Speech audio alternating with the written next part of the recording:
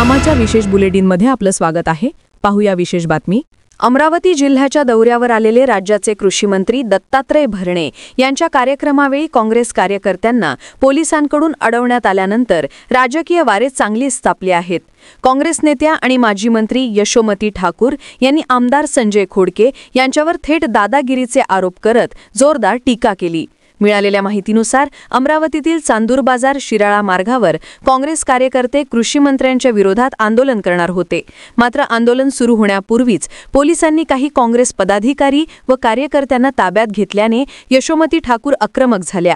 काँग्रेस कार्यकर्त्यांवर सतत नजर ठेवली जात असल्याचा आरोप करत ठाकूर यांनी पोलिसांवरही संताप व्यक्त केला। पोलिसांनी वर्दीचा गैरफायदा घेऊ नये, आम्ही पोलिसांना घाबरत नाही अशा शब्दांनी त्यांनी इशारा दिला।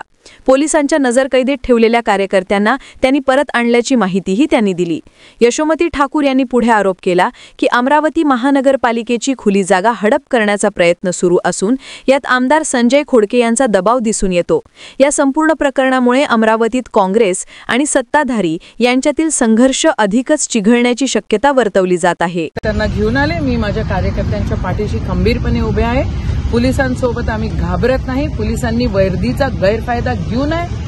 तिथं अमरावतीमध्ये संजय खोडकेंनी जी दादागिरी चाललेली आहे, जसं महानगरपालिकेमध्ये जागा त्यांना ती खुली जागा हडपायची होती, तसं एपीएमसीची पण खुली जागा त्यांना हडपायची आहे।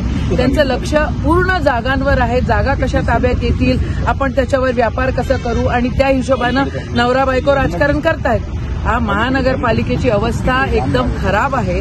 त्या ठिकाणी लक्ष न देता आता एपीएमसीच्या जागेवर त्यांचं लक्ष आहे आणि म्हणून तोडफोड करायचा प्रयत्न करताय। बरं, माझं म्हणणं आहे की तुम्हाला काय करायचंय करा, पण युवक काँग्रेसचा अध्यक्ष, विधानसभेचा, NSUIचा जिल्ह्याच्या अध्यक्षाला जर तुम्ही ताब्यात घ्याल आणि दडपशाही कराल तर त्या दडपशाहीबांना आम्ही घाबरणारे नाही। आदरणीय अजितदादा घाबरू शकतात आणि सत्तेत जाऊ शकतात। आदरणीय शिंदे साहेब घाबरू शकतात, सत्तेत जाऊ शकतात आणि जे आत्ताही फुटून जात आहेत त्यांच्या काही 22 कोटी वगैरे वगैरेच्या विषय आहेत, ते घाबरून तिथं जात आहेत। आम्ही घाबरणारे नाही। आम्ही शेतकरी लोक आहोत, आम्ही आहोत फील्डमध्ये, आमच्या कार्यकर्त्यांच्या पाठीशी आम्ही खंबीरपणे आहोत। मी गेले, मला कळलं नजरकैदमध्ये ठेवलेलं आहे, मी गाडीत बसून आणली। मी पोलिसांना म्हटलं तुम्हाला काय करायचं ते गणेरीवाल लेआउटमध्ये या आणि घ्या। बातमीला लाईक करा, शेअर करा, आमा चॅनलला सबस्क्राईब करायला विसरू नका।